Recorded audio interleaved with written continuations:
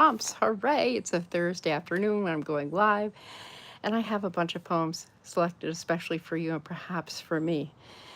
So, how this works is I read the poems. You can say in the comments, whether you're live or on replay, the lines that you particularly like, and we will take it from there. I've said, and this holds true whether you're live in the replay, if you hear a line that you really like, or if you hear something that you enjoy, you can use the snapping emojis, that works well. And I will just go ahead and get started. The first poem I'm going to read is by Hannah Marshall, and it is called This is a Love Poem to Trees. This is a love poem to trees. To the sour cherry tree behind our apartment, that summer I made pie and jam. To the water oak on the coast when you were home waiting and I said just one more day. Hi, Mike. To the silver maple that waved bare branches twisting gray when I cried in my childhood bedroom. You and the tree holding me. To the linden the summer I was pregnant, and wouldn't that have been a great name for a boy? Remember the time a raccoon climbed the white pine and built a nest in our dormer, how we wished we could befriend her? The trap in the morning, the drive to the lake, her furry waddle into the woods. To the woods, to the tulip tree that wept in early summer in the new town, the long afternoons I spent there alone drinking tea. To the branches of an old apple tree, a light in your parents' fireplace. To the weeping willow in Minnesota spring when I would go for walks and come home and find you there. To the mangled green ash outside the window where I sat with our hungry infant. You changed her diapers and we forgot to touch each other. To the southern magnolia scenting our neighborhood in Illinois, its fallen leaves brittle as eggshell. To the bare hickories on our anniversary, ice cream in January, cool sheets, and us alone. To the hackberry, Siberian elm, river birch, redbud, cottonwood, and aspen, I've loved them all. To every year the trees grew without us noticing. I love that one. That poem, if you came in after I started, was This is a Love Poem to Trees. Hello, Renee is here, and Kay and Ro are here, and Mike is here, and Catherine is here. Good to see everybody. Hello, hello. I hope you enjoy the poetry. I hope you enjoy each other's company. It's always great to see you all. Thank you, thank you. Hi, Cindy. We start at 1:30 Pacific. So that poem was a cool one because it is about loving trees. So how about one about, this is called, I've never read this one before. I came home and then I had choir practice and I did not make up a playlist. So I'm going off the books on my shelf. So I really don't know what I'm going to read before I know that Love Poem to Trees was right up my alley. So this poem is called A Smiling Understanding. Okay, and trees are in this poem too. So if there's something in this poem that you particularly like, feel free to say that. Say it in the comments. Yes, I'm in a choir. I'm only in one choir right now. I used to be in two. But yes, I love to sing. Here we go. A smiling understanding. There is an understanding, a smiling understanding between orchards and orchestras. Jazz and Bach are fertilizers, something extra. Trees are much older than music and poetry. They have bodies and souls, godlike identity. Trees are choirs. Profundos, coloraturos, mezzo-sopranos. I live with music and trees, orchards of music, woodwinds, and sextets. I sing the I don't lie to myself blues. I learn from my suffering to understand the suffering of others. I climb musical scales. Trees have an embouchure. I'm a sapling. Breath and wind blow through me. This winter is a coda of falling leaves, sequoia and maples, Louis Armstrong. I have a band of tree brothers and sisters, and we are not melancholy babies. I age like a rock, not a rocking chair. A rock does not wear spectacles, hearing aids, or use a walking stick. It is dangerous for anyone to call me young fellow. And that was A Smiling Understanding by Stanley Moss. I apologize, Stanley, for not saying who was writing that poem. Okay, let me look in the chat. Hey, look, Judith is here. And Renee, yes. Judith, you love singing? I love singing. You know, K&Row Hiking Happens, they used to have a band. And I believe that Kevin, that's Kay, played bass. Is that right, Kevin? And Pam is here. Hi, Pam. Okay, well, go tend to your mom. Go tend to your mom. Roseanne was the vocalist, so that's pretty cool. And today, when I was driving back from South Jersey, I played Janis Ian. At 17, I played that song on my music quite a bit on the way home. I was belting that song out with so much love and enjoyment. Yes, I was right. Rose, the lead singer, and Kevin played bass. So bass is an instrument I would like to learn how to play. Okay, so I'm going to read a poem called Chinese Restaurant Syndrome by Adrienne Sue. The notion that the children awaiting dumplings will never know their grandparents. The chance that the Peking duck, though crispy and succulent, is not the artist's medium. The likelihood that your hometown stopped existing before you knew this would be permanent. Being recognized each time. The possibility that the place will be robbed due to location, its spurning of credit. The years that have passed since you saw your uncles. The gratitude with which you clean your house, placeless and beautiful. The safety of your neighborhood. The ritual by which friends who share your heritage fight for the check. The appreciation of friends who do not, as you explain the pickled cabbage, the absence of fish from fish fragrance, the hands of two women in a corner booth shelling peas, roast pork like your grandmother's in vast portions, the assumption that rice and tea are always free, your children growing up seeking their fortunes.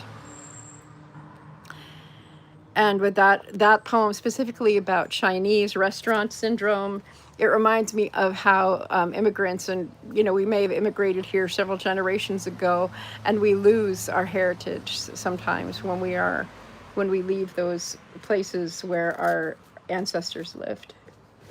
So my family's been here a long, long time. Catherine, you need a backup singer? Yes. Oh, Kevin, I'm sure you were great singing backup. Yeah, we can start a rock band, Renee. By the way, Renee is imperfect on purpose. I'm going to, since I make my friends on here moderators so that you can connect more easily with one another. So I'm adding Renee, imperfect on purpose. So if all y'all want to get to know Renee a little bit better, check out her channel. Now you may. Okay. How about some words? Let's see, anything else? Hey, Kevin, I thought you were good at absolutely everything. I can't imagine you wouldn't be the right choice for a backup singer. Hi, Vicky. So good to see you. Welcome to Poetry Time. Okay.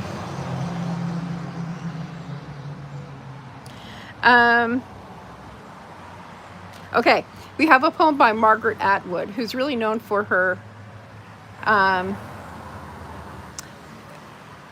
you don't have to worry about moderating, seriously, Renee, because there's a lot of people in here. Most everybody who are my friends are moderators, and the reason for doing that is when people are moderators, they have the blue, that means they have blue, and you can click on their name, and then you can see their channel more easily. It makes it a lot more easy for people to connect.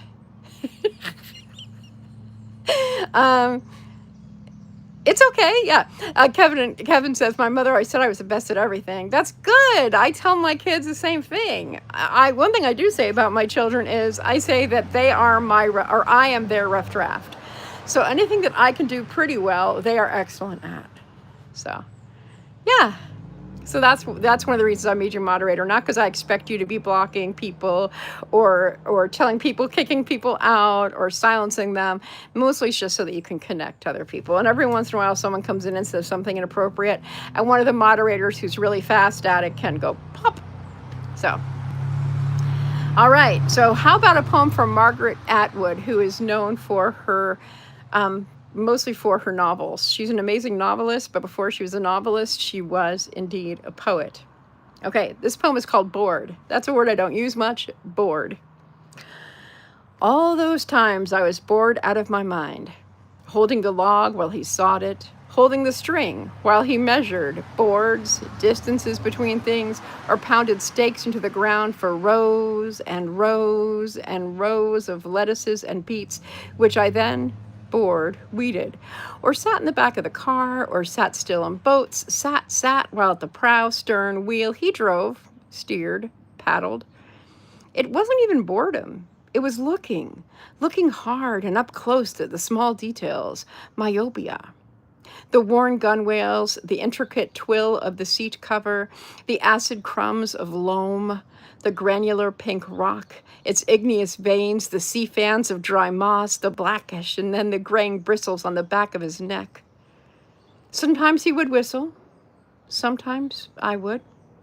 The boring rhythm of doing things over and over, carrying the wood, drying the dishes, such minutia.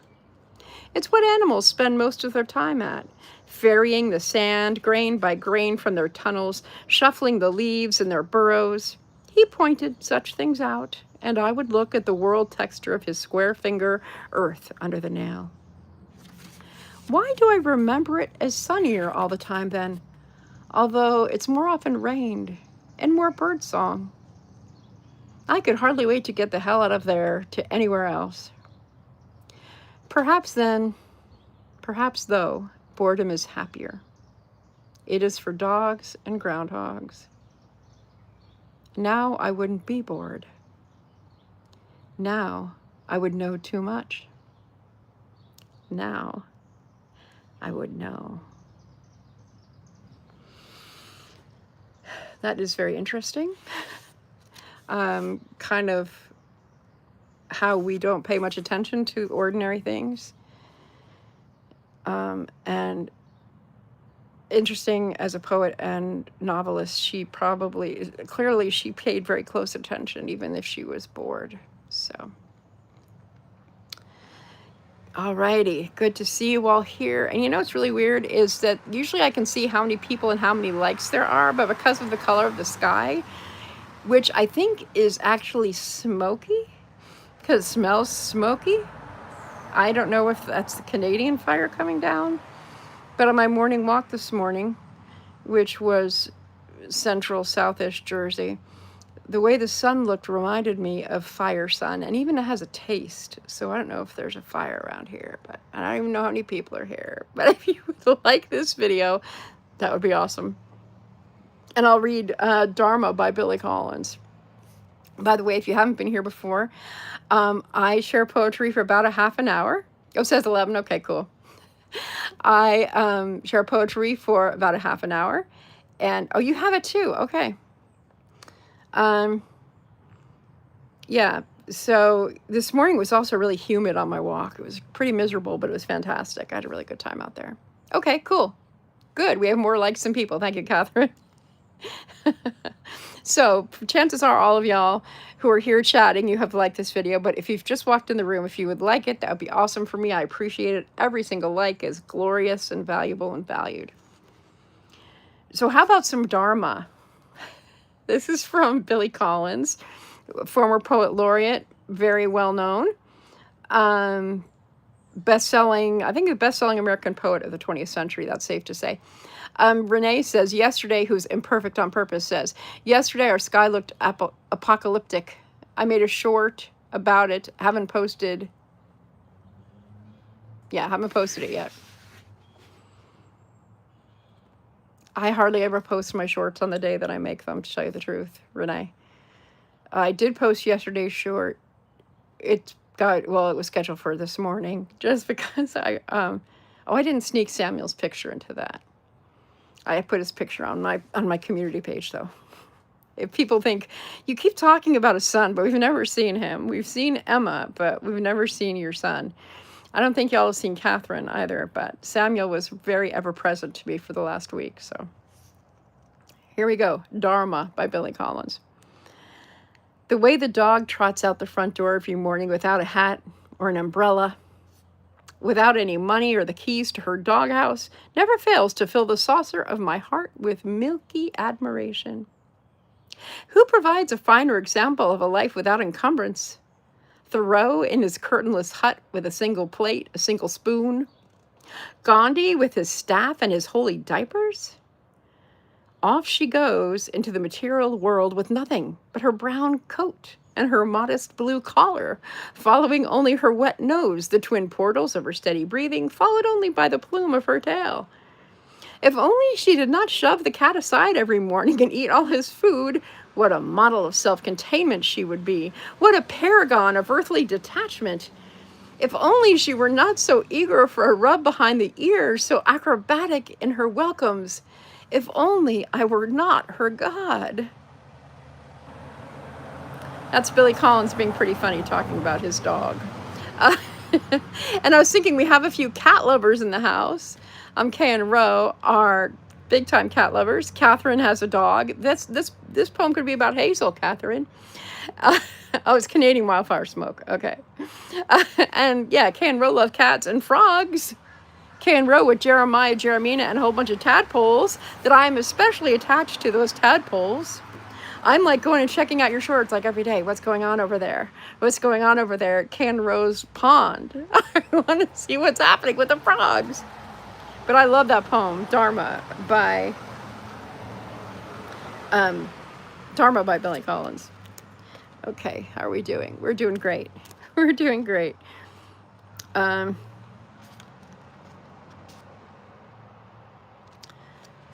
Okay, I'm trying to see how long. I usually try to take poems that are only one page, and I usually try to pick them out that they're not too much about death and stuff.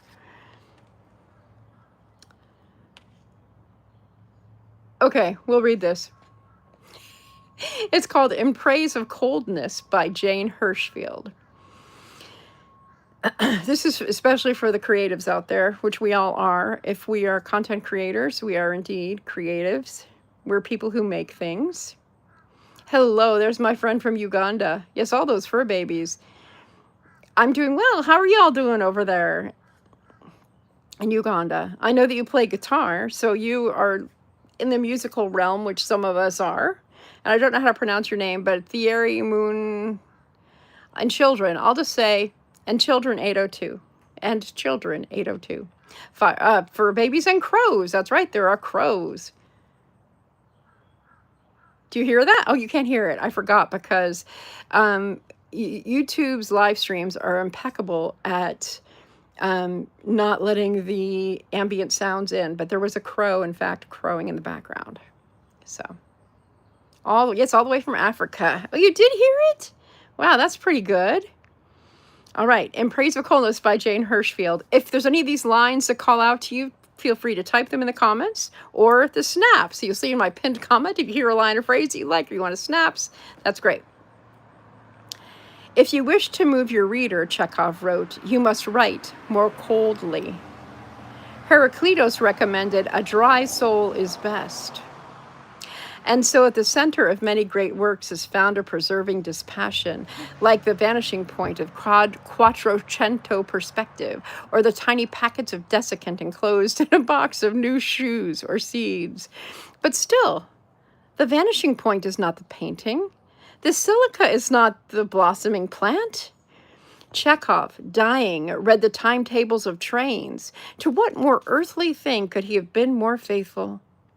Scent of rocking distances, smoke of blue trees out the window, hampers of bread, pickled cabbage, boiled meat. Scent of the knowable journey. Neither a person entirely broken nor one entirely whole can speak. In sorrow, pretend to be fearless. In happiness, tremble. Okay, I want to share with you the book that I'm reading from because I always recommend these collections. This is the best of American poetry that come out every year. And so if you're American, especially, these are great collections. This is 2021. This is the most recent one that I bought. This is 2013. And you can oftentimes find these at used book sales. So if you're just thinking, I don't know if I like poetry or not, these poems are very carefully curated. They've usually been published someplace else. And so they're usually pretty good poems to start out with. Okay, you're doing well, no one is sick. Some people have no food. Okay. We'll keep praying for you. We'll keep praying for you. Okay, this is Healing the Divide. This is an earlier collection by James Cruz. You know, I've been reading a lot of James Cruz collections, and this is a beautiful one before he made the 3 that I read from the most often. So I have used this at some point, in some occasion, so I've already curated. I'll just go back to one of the ones I chose before. Let's see. Let's see what the past Julie said. Okay, this poem's called Gathering by Natasha Trethewey. Okay, we're 21 minutes in. Okay. I might not go all the way to 30 minutes just because I'm super tired from all of my traveling and my surgery and my healing. So I apologize if I have to call this earlier than usual. Through tall grass, heavy from rain, my aunt and I wade into cool fruit trees. Near us, dragonflies light on the clothesline, each touch rippling to the next. Green-black beetles swarm the fruit, wings droning motion, wet figs glistening. We sigh, click our tongues, our fingers reaching in, then plucking what is left. Underripe figs green, hard as jewels, these we save, hold in deep white bowls. She puts them to light on the windowsill, tells me to wait, learn patience. I touch them each day, watch them turn gold, grow sweet, and give sweetness back. I begin to see our lives are like this. We take what we need of light. We glisten, preserve hand-picked days in memory, our mind's dark pantry. I really like those last 2 stanzas. I'll say them again. I begin to see our lives are like this. We take what we need of light. We glisten, preserve hand-picked days in memory, our mind's dark pantry.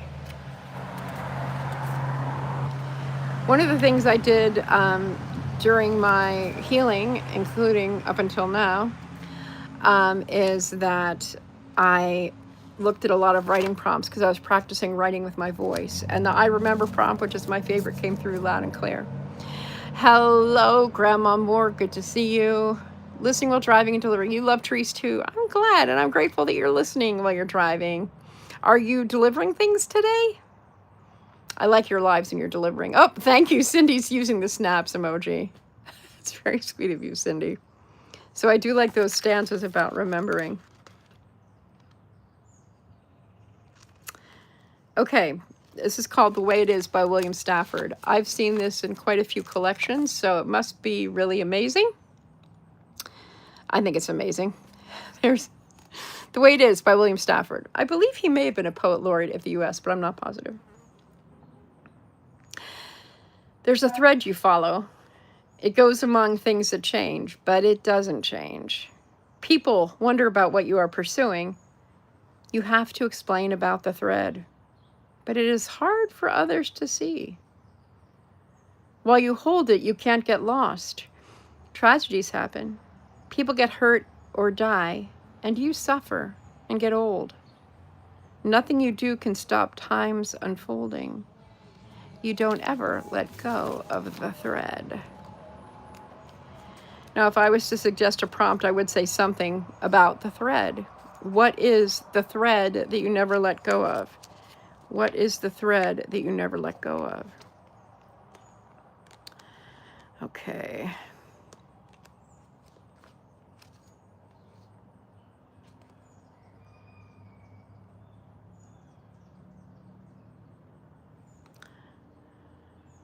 Okay, we're going to read a poem called Everyday Grace by Stella Nasinovich. Everyday grace. And in fact, grace could be a thread for some of us. Everyday grace could be a thread for some of us. Margaret Atwood's poem about boredom, everyday life, which she regretted thinking things were boring. Hey, Wayne, good to see you. I'm glad that you made it. That could be considered the thread. So here we go with Everyday Grace. By the way, Fairbrook Studio is Wayne. So thank you. He does a lot of things to support YouTubers. So if you haven't met him, you haven't come across him, he's someone that you probably ought to get to know. So I'm going to add him as a moderator because he is someone on YouTube that y'all ought to know and connect with and support fellow YouTubers. So that's Fairbrook Studio. Everyday grace. It can happen like that. Meeting at the market, buying tires amid the smell of rubber, the grating sounds of jackhammers and drills. Anywhere we share stories, the grace flows between us. The tire center waiting room becomes a healing place as one speaks of her husband's heart valve replacement, bed sores from complications. A man speaks of multiple surgeries, notes his false appearance is strong and healthy. I share my sister's death from breast cancer, her youngest only 7. A woman rises, gives her name, Mrs. Henry, then takes my hand. Suddenly, an ordinary day becomes holy ground. That goes back again to Margaret Atwood. I think that was part of her poem, those things that she was bored about, and she realized she wasn't bored, or she wishes she could be bored. Hi, Madden. Good to see you. I'm glad that you're here. We are reading poetry today, which is good for any writer to experience poetry. Okay, poetry is, I'm trying to think if there's a famous quote that says, writers choose good words, poets choose the best words. So, as a poet, I really try to sing my best words, sing the best words, read the best words. I only sing the words people give me to sing. Okay, how about a poem, very fitting, called Those Summer Evenings. I'll read one poem after this one. Those Summer Evenings by Ted Kooser. And Ted wrote, my father would, with a little squeak and a shudder in the water pipes, turn on the garden hose and sprinkle the honeysuckle bushes clipped to window height, so that later, as we slept atop our rumpled sheets with windows open to the scritch of crickets, whatever breeze might flirt its way between our house and the neighbors would brush across the honeysuckle, sweet and wet, and keep us cool. That's pretty amazing. Since most homes, at least around here, growing up in New Jersey, I grew up in, also in Northeast New Jersey, and we didn't have air conditioning. And I just remember those rough summer nights with the window fan going. And it's just such a nice story to hear about a dad taking care of his children, maybe like our dads took care of us, any way they could to keep us cool, to keep us happy.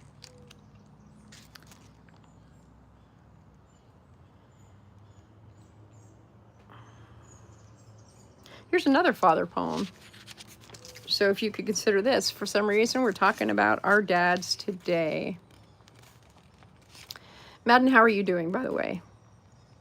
Okay, so this is our last poem today. It's called Years Later, Washing Dishes, A Vision. This is dedicated to Mrs. Paula, who regularly, well, she hasn't done it for a while, but she did Dishwashing Diaries live streams. So this is dedicated to Paula. It's written by Christine Catano, who is a Californian, a poet from California. Dawn at the kitchen sink, sunrise still climbing across the California hills, the jacarandas shaking. An invisible hand rocks the yellow porch swing, lifts and unfurls the tarp awning to startle dozens of house sparrows, their flight sudden and erratic. Beyond the loosening leaves, my father, as if returning from fetching the mail, rises through it all, the leaves and the mist, his hands, smaller now it seems, clutched in front of him, as if holding a letter only he can see. Water overflows the open bowl of my hands.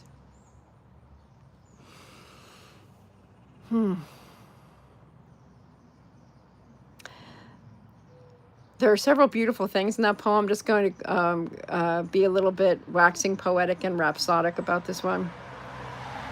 Because I was talking about words chosen, about poets choosing words, and she chose so many very specific words that could put her in California. The jacaranda, that's a very much Western tree, or Southern Western, had to be in a certain, I guess Washington, Oregon don't have them, but in the South, where it's warm, jacaranda with their purple flowers, the yellow porch swing, and the sounds lifts and unfurls a tarp awning to startle the dozens of house sparrows, their flight sudden and erratic.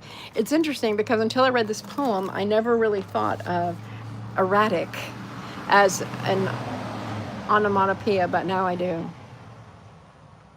Anyway, guess what? I did go for a half an hour because poetry always energizes me, as strange as that may sound. I would like to thank each of you, whether you're live or on the replay. Thank you so much for hanging out during this session. I appreciate your presence in any and all of my videos. We're here every Thursday at the same time from 4:30 to 5 Pacific, Eastern, 4:30 to 5 Eastern time, years of conditioning. And we're also here on Mondays, 12:30 to 1. Gratitude and intention is the time that we are together on Mondays. So thank you so much for watching, and I always look forward to seeing you on each and every video. The world is a better place because